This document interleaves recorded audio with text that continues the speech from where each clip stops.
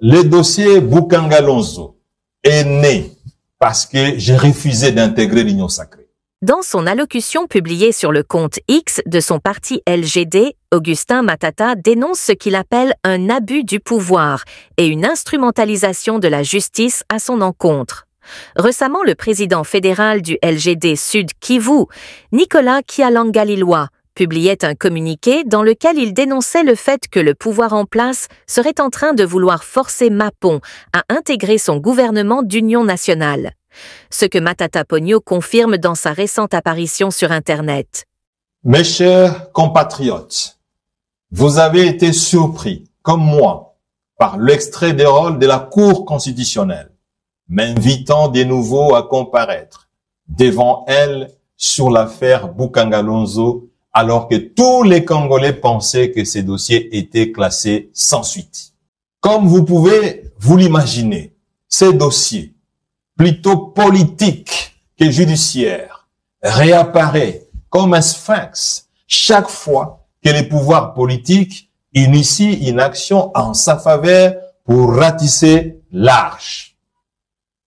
Pour mémoire, le dossier Boukangalonzo est né parce que j'ai refusé d'intégrer l'Union sacrée.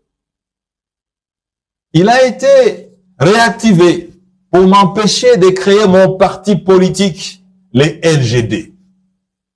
Il est réapparu pour me dissuader de poser ma candidature à la présidentielle. Aujourd'hui, il est remis sur la table des juges, tous les Congolais le savent, pour exercer une pression sur moi à cause du dialogue politique et du gouvernement d'union nationale qui se profile à l'horizon. C'est donc un dossier politique, un dossier de la honte de notre justice. Mes chers compatriotes, cela fait près de 4 ans que la Constitution est violée, plus de 40 fois, dans le seul objectif de m'écarter de la scène politique et de démystifier ma gestion du reste exemplaire jusqu'à aujourd'hui. Cela fait près de 4 ans que les deux plus hautes juridictions judiciaires de notre pays, la Cour constitutionnelle et la Cour de cassation, sont instrumentalisées à outrance par la présidence de la République pour pouvoir condamner un homme politique qui n'a volé aucun dollar du trésor public. Et tous ceux qui ont tenté de s'y opposer ont payé le prix fort au comptant. Pour rappel, l'affaire Boukangalonzo est un dossier judiciaire qui implique Matata Ponyo, l'homme d'affaires sud-africain Christo Grobler et l'ancien gouverneur de la Banque centrale du Congo, Deogratias Mutombo. Ils sont accusés des détournements de plus de 115 millions de dollars durant le second mandat de Joseph Kabila, à travers des avantages financiers indus, des surfacturations, la création de sociétés écrans, ainsi que des détournements des procédures administratives. Matata et Mutombo sont également accusés d'avoir omis de verser 89 millions de dollars destinés à la construction du marché international de Kinshasa.